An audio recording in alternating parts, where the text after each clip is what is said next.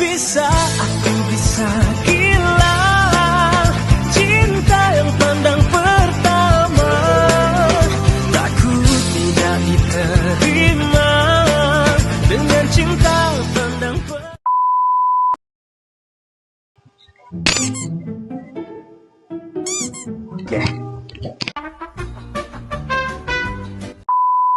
Oke, so macam yang kamu semua sudah tengok tadi, intro saya mau buat podcast. So hari ini saya bukan seorang, saya ada tetamu jemputan. Jadi kita jemput tamu jemputan, kita masuk. Oke.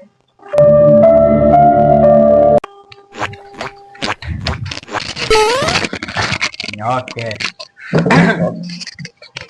Oke, ini dia bersama kita. Oke, kenalkan diri.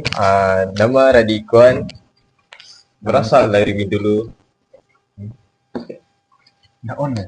Dah. Oke. Encik Radi tahu kan apa tujuan Encik Radi ke studio saya malam ni?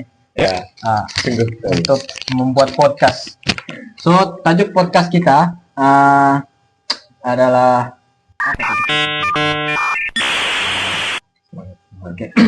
semangat keharmonian pelbagai kaum dan agama di Malaysia. Oke, jadi ada sepanjang podcast nih Encik Radi mesti bercakap pasal semangat keharmonian pelbagai kaum dan agama di Malaysia. Ini senang saja nih pasal kaum dan agama saja. Kenapa kita perlu memupukkan semangat dan semangat keharmonian tuh di Malaysia? Oke. So soalan yang pertama daripada saya, apa soalan yang bagus? Oke. A few moments later. Aku nak mau intro dulu. Ucap terima kasih macam tu. Dah. Okey. Terima kasih host kita iaitu Fadil Hekal. Saya sangat berbesar hati dapat hadir pada podcast malam ini. Saya akan berkongsi pandangan saya dalam topik ini. Malaysia adalah sebuah negara yang unik. Saya cakap begitu sebab pelbagai kaum dan agama. Sebab itulah yang menjadikan negara kita kuat. Itu saja. Oke. Sekarang kita terus ke soalannya. Oke. Macam yang Encik Radi cakap tadi, Malaysia ni terkenal dengan semangat toleransi antara kaum dan agama. Oke. Soalan saya, apa yang kita boleh buat untuk terus memupuk keharmonian ini dalam masyarakat kita? Cabaran itu pasti ada. Akan tetapi kita perlu melihat sebagai peluang untuk mendekatkan diri antara satu sama lain macam satu sama lain antar bangsa. Dalam itu juga dalam setiap perayaan dan tradisi kita dapat melihat usaha bersama untuk meraihkan kepelbagaian etnik dan budaya yang berada di dalam negara kita. Akan tetapi kita juga sering melihat orang dari pelbagai latar belakang bersama-sama menyambut acara-acara ini. Oke. Sudah habis? Dah. Oke, apa yang Encik Radi cakap tadi, cabaran untuk menempuh masyarakat sekeliling yang dengan pelbagai kaum ni memang ada banyak, memang banyak. Macam resis lah, terutamanya resis. So, macam mana kita nak hindari resis ni? Jadi itu boleh cari sendiri di internet.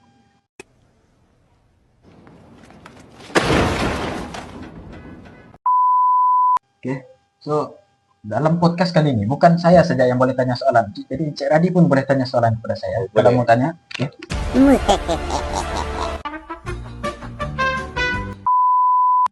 Saya ada soalan untuk Cik Fadil Hekal. Bagaimana kita sebagai masyarakat boleh menangani perkara ini? Boleh Cik?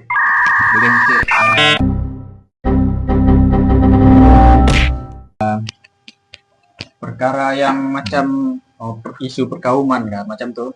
Oke. Bagi saya, apa yang Encik Radi cakap tadi, yang halangan tuh, halangan terberat itu adalah media sosial kan. Ya. Jadi media sosial,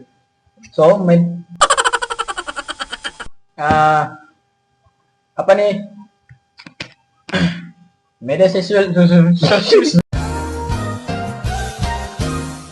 sosial dia orang cakap dia boleh jadi pedang dua mata. Pedang dua mata. So dia macam ada sisi baik, sisi buruk. So kita perlu macam mana? Kita perlu media sosial nih dia memudahkan kita untuk berhubung. Tapi di sisi lain nih, dia juga memberi ruang kepada message yang salah satu hasutan macam kau jangan bercampur dengan orang India tuh, busuk bau dia. Bukan itu bukan cara-cara menggunakan media sosial dengan betul. Oke.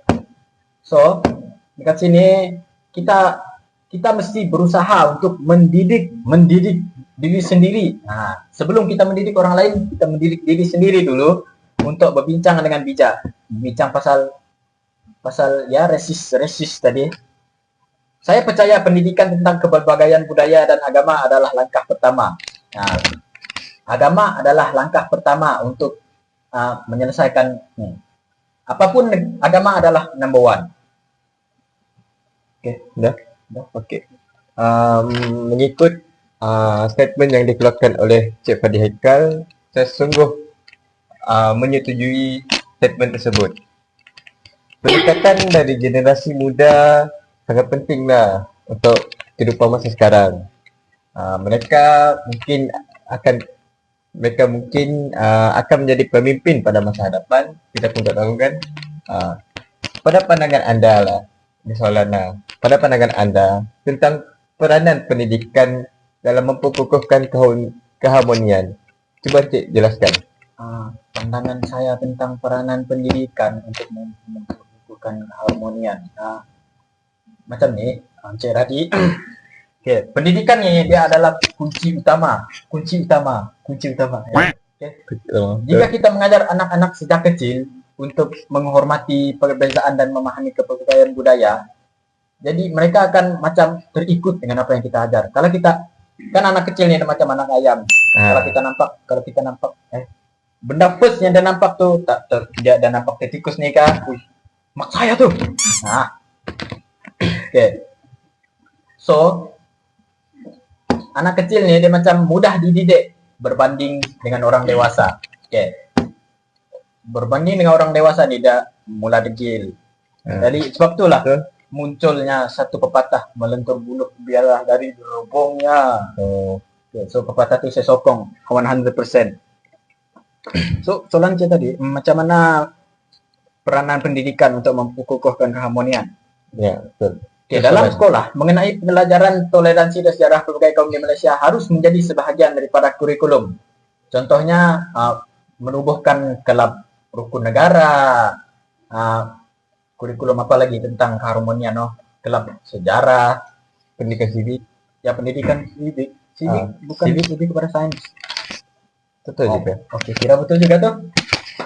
Oke, pendidikan juga harus melibatkan bukan hanya teori, tetapi aktiviti-aktiviti yang menggalakkan interaksi dan kaum dan agama. Contohnya macam sukaneka, sukan sekolah, sukan apa lagi, segala sukan yang ada. So benda tu akan mengeratkan hubungan kita antara kaum dan agama. Oke. So macam Encik Radi saja yang tanya nih. Saya pula tanya. Oke. Macam Encik Radi kan. Malaysia ni dia Malaysia ni okey lah. Saya tanya direct, apa harapan Encik Radi untuk Malaysia pada masa hadapan dari segi keharmonian antara kaum dan agama? Saya berharap soalan ni kan dia apa tu, tuju kepada masa hadapan. Saya berharaplah Malaysia pada masa akan datang akan terus menjadi contoh kepada negara-negara luar lah, seperti negara-negara di Eropah, Afrika, mana-mana lah. Saya haraplah menjadi contoh dalam keharmonian pelbagai kaum dan agama. Saya juga berharap negara kita akan terus menghargai antara satu sama lain dalam pelbagai kaum. Dan itu juga kejayaan negara itu tergantung pada semangat kemasyarakatan, hormat menghormati, kasih sayang antara satu kaum. Itulah.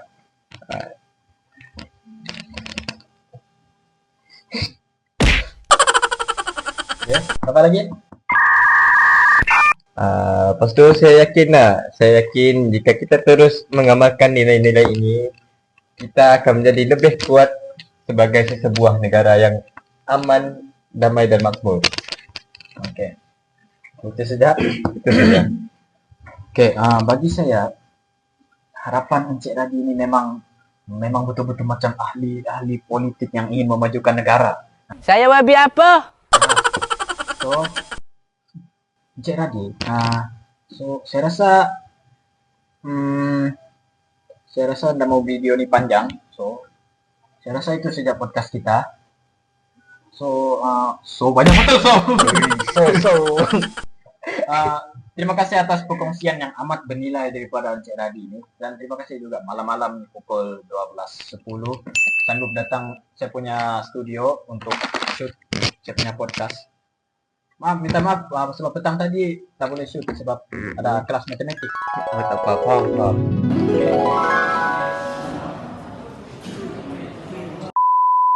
Okay.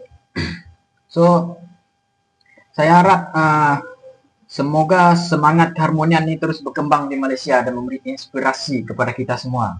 Jadi terima kasih juga kepada pendengar yang setia, semua pendengar.